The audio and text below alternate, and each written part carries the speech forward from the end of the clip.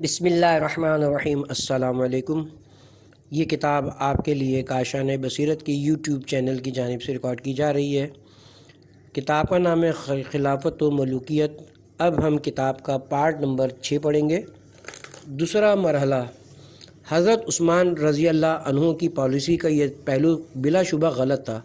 اور غلط کام بہرحال غلط ہے، خواہ وہ کسی نے کیا ہو۔ اس کی خواہ مخواہ کی سخن سازیوں سے صحیح ثابت کرنے کی کوشش کرنا نہ عقل و انصاف کا تقاضا ہے اور نہ دین ہی کا یہ مطالبہ ہے کہ کسی صحابی کی غلطی کو غلطی نہ مانا جائے، مگر واقعہ یہ ہے کہ اس ایک پہلو کو چھوڑ کر باقی جملہ پہلوؤں سے ان کا کردار بحیثیت خلیفہ ایک مثالی کردار تھا جس پر اعتراض کی کوئی گنجائش نہیں ہے۔ علاوہ بریں ان کی خلافت میں بحیثیت مجموعی خیر اس قدر غالب تھی اور اسلام کی سربلندی کا اتنا بڑا کام ان کے عہد میں ہو رہا تھا کہ ان کی پالیسی کے اس خاص پہلو سے غیر مطمئن ہونے کے باوجود عام مسلمان پوری مملکت میں کسی جگہ بھی ان کے خلاف بغاوت کے خیال تک دل میں لانے کے لیے تیار نہ تھے۔ ایک مرتبہ بصرے میں ان کے گورنر سعید بن عاص کے طرز عمل سے ناراض ہو کر کچھ لوگوں نے بغاوت برپا کرنے کی کوشش بھی کی تو عوام نے ان کا ساتھ نہ دیا، اور جب حضرت عثمان کی طرف سے حضرت ابو موسیٰ اشعری نے لوگوں کو بیعت کی تجدید کے لیے پکارا تو لوگ بغاوت کے علم برداروں کو چھوڑ کر بیعت کے لیے ٹوٹ پڑے۔ یہی وجہ ہے کہ جو مختصر سا گروہ ان کے خلاف شورش برپا کرنے اٹھا، اس نے بغاوت کی دعوت عام دینے کے بجائے سازش کا راستہ اختیار کیا۔ اس تحریک کے علمبردار مصر، کوفہ اور بصرے سے تعلق رکھتے تھے۔ انہوں نے باہم خط و کتابت کر کے خفیہ طریقے سے یہ طے کیا کہ اچانک مدینہ پہنچ کر حضرت عثمان پر دباؤ ڈالیں۔ انہوں نے حضرت عثمان کے خلاف الزامات کی ایک طویل فہرست مرتب کی جو زیادہ تر بالکل بے بنیاد یا ایسے کمزور الزامات پر مشتمل تھی جن کے معقول جوابات دیے جا سکتے تھے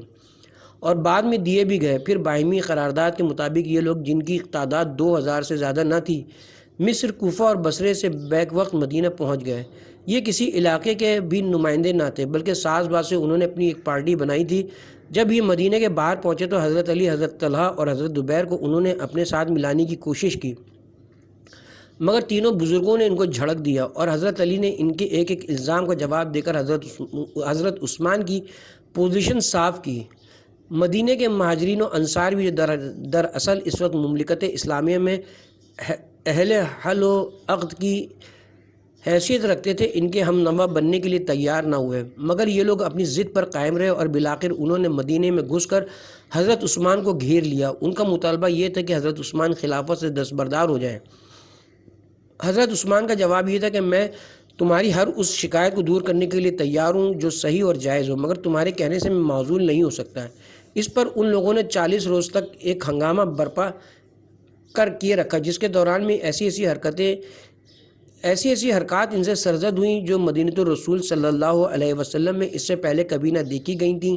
حتیٰ کہ انہوں نے ام المومنین حضرت ام حبیبہ کی توہین کی، اور حضرت عائشہ یہ کہہ کر مدینہ سے مکہ چلی گئیں کہ اس طوفان بدتمیزی میں کیا میں بھی اپنی توہین کرواؤں۔ آخرکار ان لوگوں نے ہجوم کر کے سخت ظلم کے ساتھ حضرت عثمان کو شہید کر دیا۔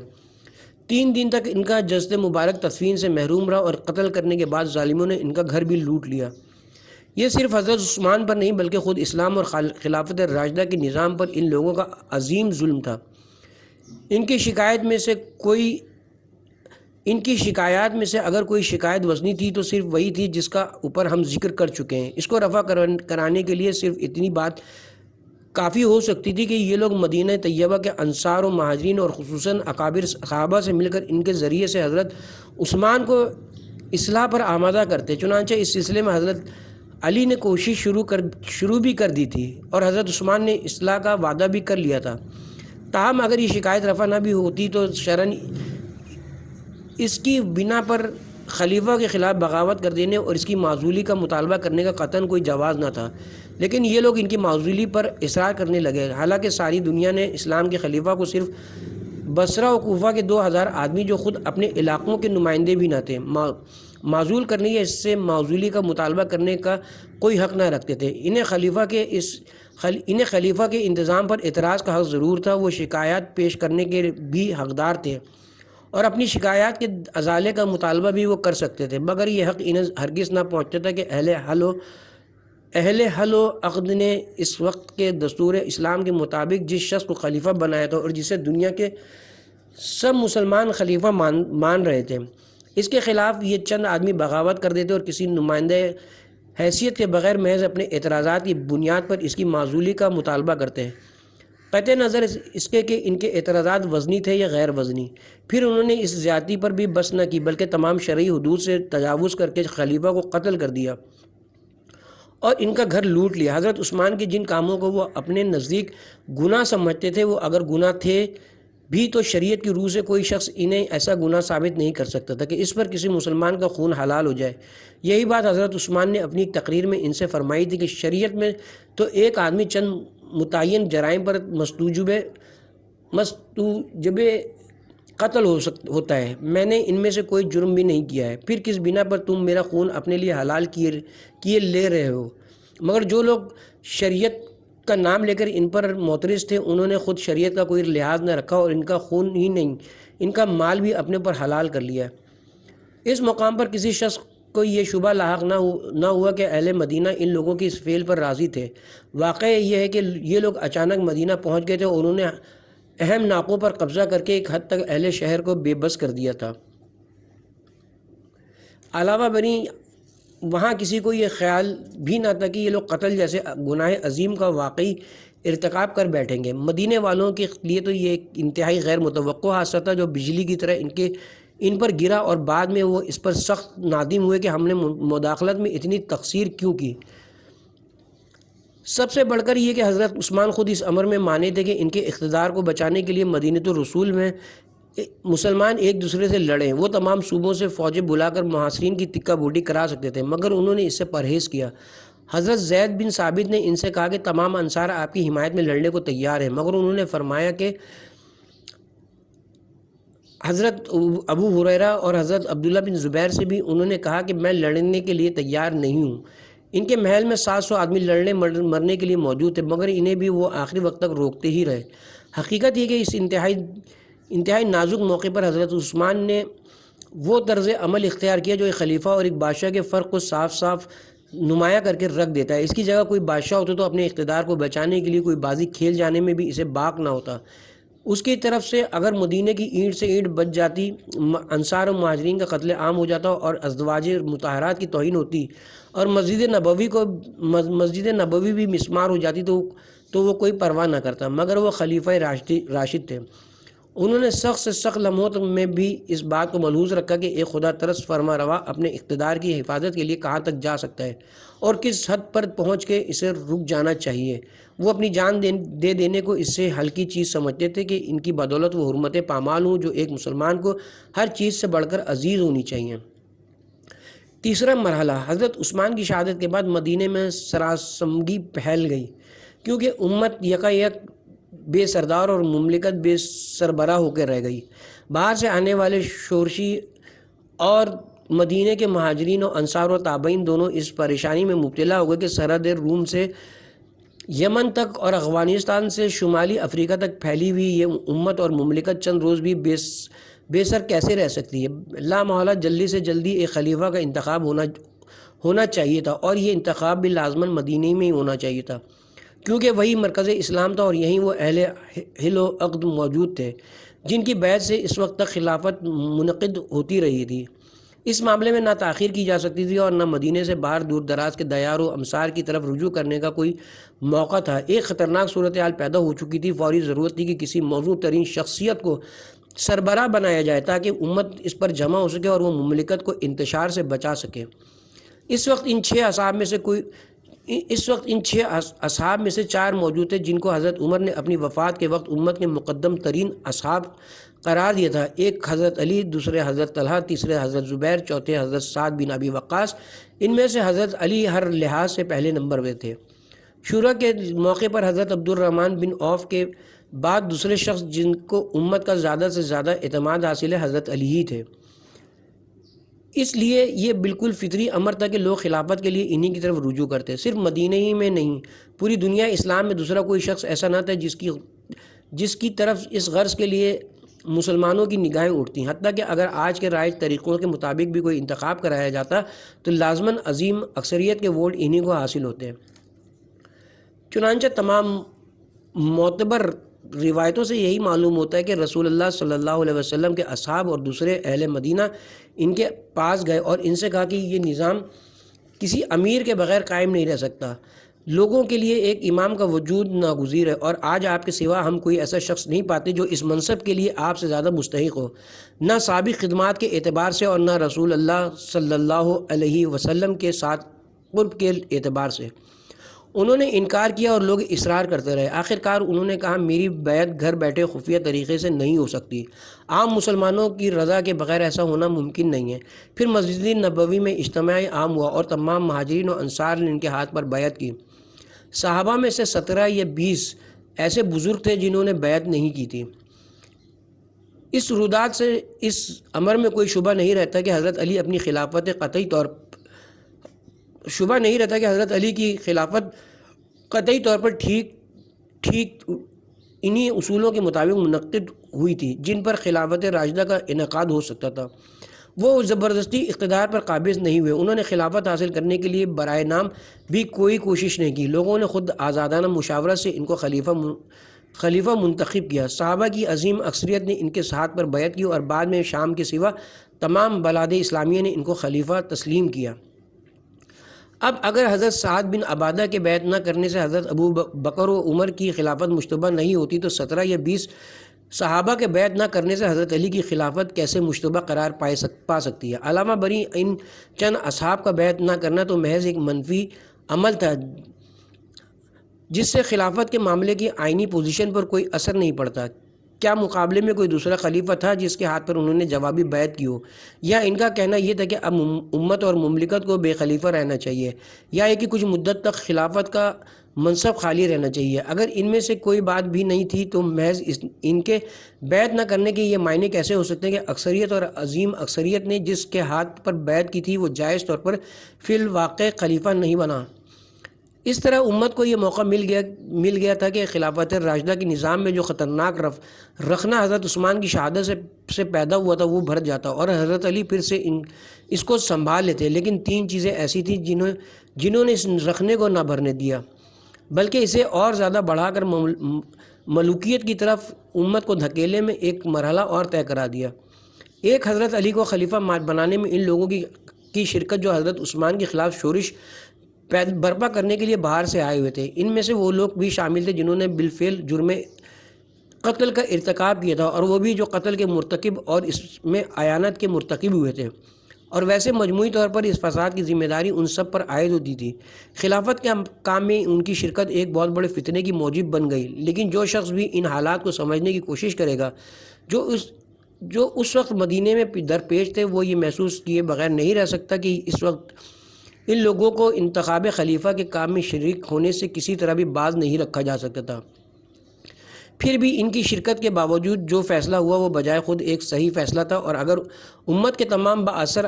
اصحاب اتفاق رائے کے ساتھ حضرت علی کے ہاتھ مضبوط کر دیتے تو یقیناً قاتلان عثمان کیفر کردار کو پہنچا دیے جاتے اور فتنے کی یہ صورت جو بدقسمتی سے رونما ہو گئی تھی بآسانی ختم ہو جاتی۔ دوسرے، بعض اکابر صحابہ کا حضرت علی کی بیعت سے الگ رہنا، یہ طرز عمل اگرچہ ان بزرگوں نے انتہائی نیک نیتی کے ساتھ محض فتنے سے بچنے کی خاطر اختیار فرمایا تھا، لیکن بعد کے واقعات نے ثابت کر دیا کہ جس فتنے سے وہ بچنا چاہتے تھے اس سے بدرجہ زیادہ بڑے فتنے میں ان کا یہ فعل الٹا مددگار بن گیا۔ وہ بہرحال امت کے نہایت با اثر لوگ تھے، ان میں سے ہر ایک ایسا تھا جس پر ہزاروں مسلمانوں کو اعتماد تھا۔ ان کی علیحدگی نے ذہنوں میں شک ڈال دیا اور اس خلافت راشدہ کے نظام کو اثر نو بحال کرنے کے لیے جس دل جمعی کے ساتھ امت کو حضرت علی کے ساتھ تعاون کرنا چاہیے تھا، جس کے بغیر وہ اس کام کو انجام نہیں دے سکتے تھے، وہ بدقسمتی سے حاصل نہ ہو سکی۔ تیسرے، حضرت عثمان کے خون کا مطالبہ جسے لے کر 2 طرف سے 2 فریق اٹھ کھڑے ہوئے، ایک طرف حضرت عائشہ اور حضرات طلحہ و زبیر اور دوسری طرف حضرت معاویہ۔ ان دونوں فریقوں کے مرتبہ و مقام اور جلالت قدر کا احترام ملحوظ رکھتے ہوئے بھی یہ کہے بغیر چارہ نہیں کہ دونوں کی پوزیشن آئینی حیثیت سے کسی طرح درست نہیں مانی جا سکتی تھی۔ ظاہر ہے کہ جاہلیت کے دور کا قبائلی نظام تو تھا نہیں کہ کسی مقتول کے خون کا مطالبہ لے کر جو چاہے اور جس طرح چاہے اٹھ کھڑا ہو اور جو طریقہ چاہے اسے پورا کرانے کے لیے استعمال کر لے۔ یہ ایک باقاعدہ حکومت تھی جس میں ہر دعوے کے لیے ایک ضابطہ اور قانون موجود تھا۔ خون کا مطالبہ لے کر اٹھنے کا حق مقتول کے وارثوں کو تھا جو زندہ تھے اور وہیں موجود تھے۔ حکومت اگر مجرموں کو پکڑنے اور ان پر مقدمہ چلانے میں واقعی دانستہ تساہل کر رہی تھی تو بلا شبہ دوسرے لوگ اس سے انصاف کا مطالبہ کر سکتے تھے، لیکن کسی حکومت سے انصاف کے مطالبے کا یہ کون سا طریقہ ہے اور شریعت میں کہاں اس کی نشاندہی کی جا سکتی ہے کہ آپ سرے سے اس حکومت کو جائز حکومت ہی اس وقت تک نہ مانیں جب تک وہ آپ کے اس مطالبے کے مطابق عمل درآمد نہ کر دیں۔ حضرت علی اگر جائز خلیفہ تھے ہی نہیں تو پھر ان سے اس مطالبے کے آخر معنی کیا تھے؟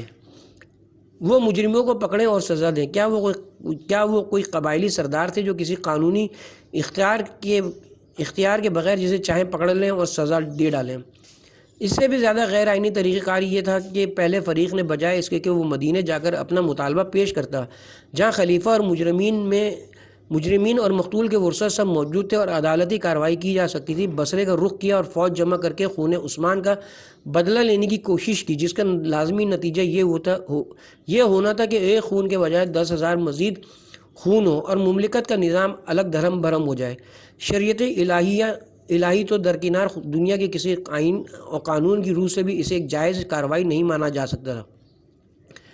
اس سے بددرجہ زیادہ غیر آئینی طرز عمل دوسرے فریق یعنی حضرت معاویہ کا تھا، جو معاویہ بن ابی سفیان کی حیثیت سے نہیں بلکہ شام کے گورنر کی حیثیت سے خون عثمان کا بدلہ لینے کے لیے اٹھے۔ مرکزی حکومت کی اطاعت سے انکار کیا، گورنر نے کی طاقت اپنے اس مقصد کے لیے استعمال کی اور مطالبہ بھی یہ نہیں کیا کہ حضرت علی قاتلان عثمان پر مقدمہ چلا کر انہیں سزا دیں، بلکہ یہ کیا کہ وہ قاتلان عثمان کو ان کے حوالے کر دیں تاکہ وہ خود انہیں قتل کریں۔ یہ سب کچھ دور اسلام کی نظامی حکومت کے بجائے زمانے قبل اسلام کی قبائلی بد نظمی سے اشبہ ہے۔ خون عثمان کے مطالبے کا حق اول تو حضرت معاویہ کے بجائے حضرت عثمان کی شرعی وارثوں کو پہنچتا تھا، تاہم اگر رشتہ داری کی بنا پر حضرت معاویہ اس مطالبے کے مجاز ہو بھی سکتے تھے تو اپنی ذاتی حیثیت میں، نہ کہ شام کے گورنر کی حیثیت میں۔ حضرت عثمان کا رشتہ جو کچھ بھی تھا معاویہ بن ابی سفیان سے تھا، شام کی گورنری ان کی رشتہ دار نہ تھی۔ اپنی ذاتی حیثیت میں وہ خلیفہ کے پاس مستغیث بن کر جا سکتے تھے اور مجرمین کو گرفتار کرنے اور ان پر مقدمہ چلانے کا مطالبہ کر سکتے تھے۔ گورنر کی حیثیت سے انہیں کوئی حق نہ تھا کہ جس خلیفہ کے ہاتھ پر باقاعدہ آئینی طریقے سے بیعت ہو چکی تھی،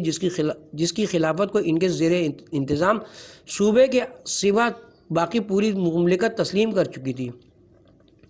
یہ بات تاریخی طور پر ثابت ہے کہ جنگ صفین کے بعد تک پورا جزیرۃ العرب اور شام کی مشرق اور مغرب میں دونوں طرف اسلامی سلطنت کا ہر صوبہ حضرت علی کی بیعت پر قائم تھا اور صرف شام حضرت معاویہ کے زیر اثر ہونے کی بنا پر اس کی اطاعت سے منحرف تھا۔ اس لیے صحیح آئینی پوزیشن یہ نہ تھی کہ دنیا اسلام میں کوئی طوائف الملوکی برپا کی تھی جس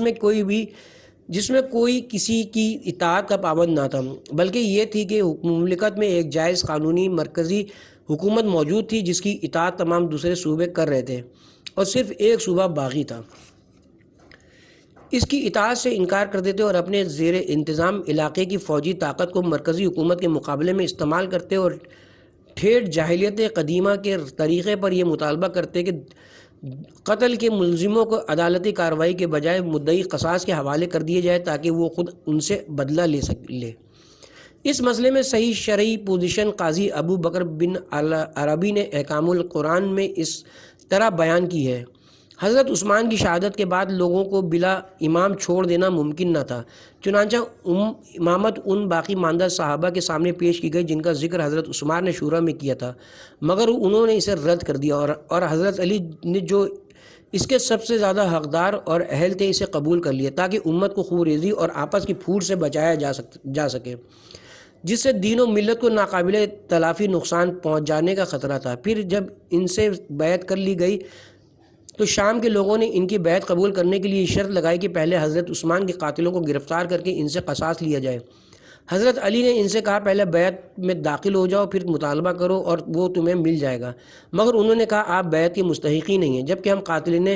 قاتلان عثمان کو صبح و شام آپ کے پاس دیکھ رہے ہیں۔ اس معاملے میں حضرت علی کی رائے زیادہ صحیح تھی اور ان کا قول زیادہ درست تھا، کیونکہ اگر وہ اس وقت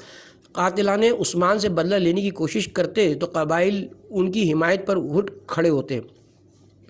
اور لڑائی کا ایک تیسرا محاذ کھل جاتا ہے۔ اس لیے وہ انتظار کر رہے تھے کہ حکومت مضبوط ہو جائے اور تمام مملکت میں ان کی بیعت منعقد ہو لے۔ اس کے بعد باقاعدہ عدالت میں اولیاء مقتول کی طرف سے دعویٰ پیش ہو اور حق کے مطابق فیصلہ کر دیا جائے۔ علماء امت کے درمیان اس امر میں کوئی اختلاف نہیں کہ امام کے لیے قصاص کو مؤخر کرنا ایسی حالت میں جائز ہے جبکہ اس سے فتنہ بھڑک اٹھنے اور تفرقہ برپا ہونے کا خطرہ ہو۔ ایسے ہی معاملہ حضرات طلحہ و زبیر کا بھی تھا۔ ان دونوں حضرات نے نہ تو حضرت علی کو خلافت سے بے دخل کیا تھا، نہ وہ ان کے دین پر معترض تھے۔ البتہ ان کا خیال یہ تھا کہ سب سے پہلے حضرت عثمان کے قاتلوں سے ابتدا کی جائے، مگر حضرت علی اپنی رائے پر قائم رہے اور انہی کی رائے صحیح تھی۔ آگے چل کر قاضی صاحب آیت سورہ حجرات آیت نمبر 9 کی تفسیر پر کلام کرتے ہوئے لکھتے ہیں کہ حضرت علی نے ان حالات میں اسی آیت کے مطابق عمل کیا تھا۔ انہوں نے ان باغیوں کے خلاف جنگ کی جو امام پر اپنی رائے مسلط کرنا چاہتے تھے اور ایسا مطالبہ کر رہے تھے جس کا انہیں حق نہ تھا۔ ان کے لیے صحیح طریقہ یہ تھا کہ وہ حضرت علی کی بات مان لیتے اور اپنا مطالبہ قصاص عدالت میں پیش کر کے قاتلین پر مقدمہ ثابت کرتے۔ اگر ان لوگوں نے یہ طریقہ کار اختیار کیا ہوتا اور پھر حضرت علی مجرموں سے بدلہ نہ لیتے تو انہیں کشمکش کرنے کی ضرورت بھی نہ ہوتی۔ ائمہ مسلمین خود ہی حضرت علی کو معزول کر دیتے۔ چوتھا مرحلہ یہ 3 رخنے تھے جن کے ساتھ حضرت علی نے اپنی خلافت راشدہ کی زمام کار اپنے ہاتھ میں لے کر کام شروع کیا۔ ابھی انہوں نے کام شروع کیا ہی تھا اور شورش برپا کرنے والے 2000 آدمیوں کی جمعیت مدینے میں موجود تھے کہ حضرات طلحہ و زبیر چند دوسرے اصحاب کے ساتھ ان سے ملے اور کہا کہ ہم نے اقامت حدود کی شرط پر آپ سے بیعت کی ہے، اب آپ ان لوگوں سے قصاص لیجیے جو حضرت عثمان کے قتل میں شریک تھے۔ حضرت علی نے جواب دیا، بھائیو جو کچھ آپ جانتے ہیں اس سے میں بھی ناواقف نہیں ہوں، مگر میں ان لوگوں کو کیسے پکڑوں جو اس وقت ہم پر قابو یافتہ ہیں، نہ کہ ہم ان پر۔ کیا آپ حضرات اس کام کی کوئی گنجائش کہیں دیکھ رہے ہیں جسے آپ کرنا چاہتے ہیں؟ سب نے کہا نہیں۔ اس پر حضرت علی نے فرمایا، خدا کی قسم میں بھی وہی خیال کرتا ہوں جو آپ کہے، ذرا حالات سکون پر آنے دیجئے تاکہ لوگوں کے حواس برجا ہو جائیں، خیالات کی پراگندگی دور ہو اور حقوق وصول کرنا ممکن ہو جائے۔ اس کے بعد یہ دونوں بزرگ حضرت علی سے اجازت لے کر مکہ معظمہ تشریف لے گئے اور وہاں ام المومنین حضرت عائشہ کے ساتھ مل کر ان کی رائے یہ قرار پائی کہ خون عثمان کا بدلہ لینے کے لیے بصرہ و کوفہ سے، جہاں حضرت طلحہ و زبیر کے بکثرت حامی موجود تھے، فوجی مدد حاصل کی جائے۔ چنانچہ یہ قافلہ مکہ سے بصرے کی طرف روانہ ہو گیا۔ بنی امیہ میں سے سعید بن عاص اور مروان بن حکم بھی ان کے ساتھ نکلے۔ مراز الزہران موجودہ وادی فاطمہ پہنچ کر سعید بن عاص نے اپنے گروہ کے لوگوں سے کہا کہ اگر تم قاتلان عثمان کا بدلہ لینا چاہتے ہو تو ان لوگوں کو قتل کر دو جو تمہارے ساتھ اس لشکر میں موجود ہیں۔ ان کا اشارہ حضرت طلحہ و زبیر وغیرہ بزرگوں کی طرف تھا، کیونکہ بنی امیہ کا عام خیال یہ تھا کہ قاتلین عثمان صرف وہی نہیں ہیں جنہوں نے ان کو قتل کیا یا جو ان کے خلاف شورش برپا کرنے کے لیے باہر سے آئے تھے، بلکہ وہ سب لوگ بھی ان کے قاتلین میں شامل ہیں جنہوں نے وقتاً فوقتاً حضرت عثمان کی پالیسی پر اعتراضات کیے تھے یا جو شورش کے وقت مدینے میں موجود تھے مگر قتل عثمان کو روکنے کے لیے نہ لڑے۔ مروان نے کہا نہیں، ہم ان کو یعنی طلحہ و زبیر اور حضرت علی کو ایک دوسرے سے لڑائیں گے، دونوں میں سے جس کو بھی شکست ہوگی تو وہ یوں ختم ہو جائے گا اور جو فتح یاب ہوگا وہ اتنا کمزور ہو جائے گا کہ ہم بآسانی سے نمٹ لیں گے۔ اس طرح ان عناصر کو لیے ہوئے یہ قافلہ بصرے پہنچا اور اس نے عراق سے اپنے ہزارہ حامیوں کی ایک فوج اکٹھی کر لی۔ دوسری طرف حضرت علی جو حضرت معاویہ کو تابع فرمان بنانے کے لیے شام کی طرف جانے کی تیاری کر رہے تھے، بصرے کی اس اجتماع کی اطلاع سن کر پہلے اس صورتحال سے نمٹنے کے لیے مجبور ہو گئے، لیکن بکثرت صحابہ اور ان کے زیر اثر لوگ جو مسلمانوں کی خانہ جنگی کو فطری طور پر ایک فتنہ سمجھ رہے تھے، اس مہم میں ان کا ساتھ دینے کے لیے تیار نہ ہوئے۔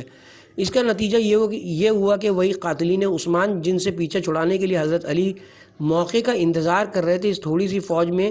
جو حضرت علی نے فراہم کی تھی ان کے ساتھ شامل رہے۔ یہ چیز ان کے لیے بدنامی کی موجب بھی ہوئی اور فتنے کی موجب بھی۔ بصرے کے بعد جب ام المومنین حضرت عائشہ اور امیر المومنین حضرت علی کی فوجیں ایک دوسرے کے سامنے آئیں، اس وقت دردمند لوگوں کی ایک اچھی خاصی تعداد اس بات کے لیے کوشاں ہوئی کہ اہل ایمان کی ان دونوں گروہوں کو متصادم نہ ہونے دیا جائے۔ چنانچہ ان کے درمیان مصالحت کی بات چیت قریب طے ہو چکی تھی، مگر ایک طرف حضرت علی کی فوج میں وہ قاتلان عثمان موجود تھے جو یہ سمجھتے تھے کہ اگر ان کے درمیان مصالحت ہو گئی تو پھر ہماری خیر نہیں، اور دوسری طرف ام المومنین کی فوج میں وہ لوگ موجود تھے جو دونوں کو لڑا کر کمزور کر دینا چاہتے تھے۔ اس لیے انہوں نے باقاعدہ طریقے سے جنگ برپا کر دی، اور وہ جنگ جمل برپا ہو کر رہی جسے دونوں طرف کے اہل خیر روکنا چاہتے تھے۔ جنگ جمل کے آغاز میں حضرت علی نے حضرت طلحہ اور حضرت زبیر کو پیغام بھیجا کہ میں آپ دونوں سے بات کرنا چاہتا ہوں۔ دونوں حضرات تشریف لے آئے اور حضرت علی نے ان کو نبی صلی اللہ علیہ وسلم کے ارشادات یاد دلا کر جنگ سے باز رہنے کی تلقین کی۔ اس کا اثر یہ ہوا کہ حضرت زبیر میدان جنگ سے ہٹ کر الگ چلے گئے اور حضرت طلحہ آگے کی صفوں سے ہٹ کر پیچھے کی صفوں میں جا کھڑے ہوئے۔ لیکن ایک ظالم عمرو بن جرثوم نے حضرت زبیر کو قتل کر دیا، اور مشہور روایت کے مطابق حضرت طلحہ کو مروان بن حکم نے قتل کر دیا۔ بہرحال یہ جنگ برپا ہو کر رہی اور اس میں دونوں طرف کے 10,000 آدمی شہید ہوئے۔ یہ تاریخ اسلام کی دوسری عظیم ترین بدقسمتی ہے جو شہادت عثمان کے بعد رونما ہوئی، اور اس نے امت کو ملوکیت کی طرف ایک قدم اور دھکیل دیا۔ حضرت علی کے مقابلے میں جو فوج لڑی تھی وہ زیادہ تر بصرہ و کوفہ سے ہی فراہم ہوئی تھی۔ جب حضرت علی کے ہاتھوں اس کے 5,000 آدمی شہید اور ہزاروں آدمی مجروح ہو گئے تو یہ امید کیسے کی جا سکتی تھی کہ اب عراق کے لوگ اس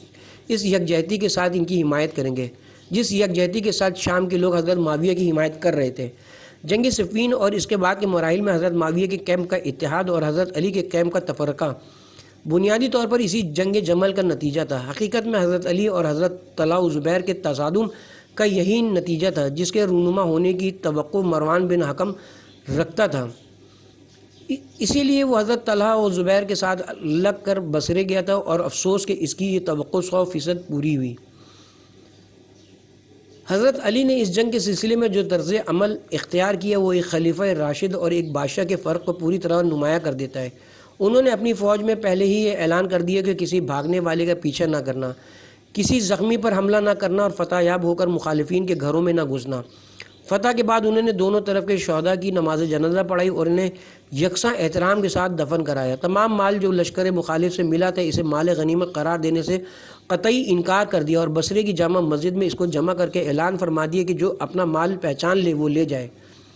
لوگوں نے خبر اڑائی کہ علی یہ ارادہ رکھتے ہیں کہ بصرے کے مردوں کو قتل اور عورتوں کو لونڈیاں بنا لیں۔ حضرت علی نے فوراً اس کی تردید کی اور فرمایا مجھ جیسے آدمی سے یہ اندیشہ نہ ہونا چاہیے، یہ سلوک تو کافروں کے ساتھ کرنے کا ہے، مسلمانوں کے ساتھ یہ سلوک نہیں کیا جا سکتا۔ بصرے میں داخل ہوئے تو ہر گھر سے عورتوں نے گالیاں اور کوسنوں کی بوچھاڑ کر دی۔ حضرت علی نے اپنی فوج میں اعلان کیا کہ خبردار کسی کی بے پردگی نہ کرنا، کسی گھر میں نہ گھسنا، کسی عورت سے تعارض نہ کرنا، خواہ وہ تمہیں اور تمہارے عمرہ اور صلحاء کو گالیاں ہی کیوں نہ دیں۔ ہم کو تو ان پر دست درازی کرنے سے اس وقت بھی روکا گیا تھا جب یہ مشرک تھیں، اب ہم ان پر ہاتھ کیسے ڈال سکتے ہیں جبکہ یہ مسلمان ہیں۔ حضرت عائشہ کے ساتھ جو شکست خوردہ فریق کی اصل قائد تھیں انتہائی احترام کا برتاؤ کیا اور پوری حفاظت کے ساتھ انہیں مدینے بھیج دیا۔ حضرت زبیر کا قاتل انعام پانے کی امید لیے ہوئے آیا، مگر آپ نے اس کو جہنم کی بشارت دی اور اس کے ہاتھ میں حضرت زبیر کی تلوار دیکھ کر فرمایا کتنی مرتبہ اس تلوار نے نبی صلی اللہ علیہ وسلم کی حفاظت کی ہے۔ حضرت طلحہ کے صاحبزادے ملنے آئے تو بڑی محبت کے ساتھ ان کو اپنے پاس بیٹھایا اور ان کی جائیداد ان کو واپس کی اور فرمایا مجھے امید ہے کہ آخرت میں تمہارے والد اور میرے درمیان وہی معاملہ پیش آئے گا جو اللہ تعالی نے قرآن میں فرمایا ہے، ہم ان کے دلوں کی قدورت نکال دیں گے اور وہ بھائیوں کی طرح ایک دوسرے کے سامنے تختوں پر بیٹھے ہوں گے۔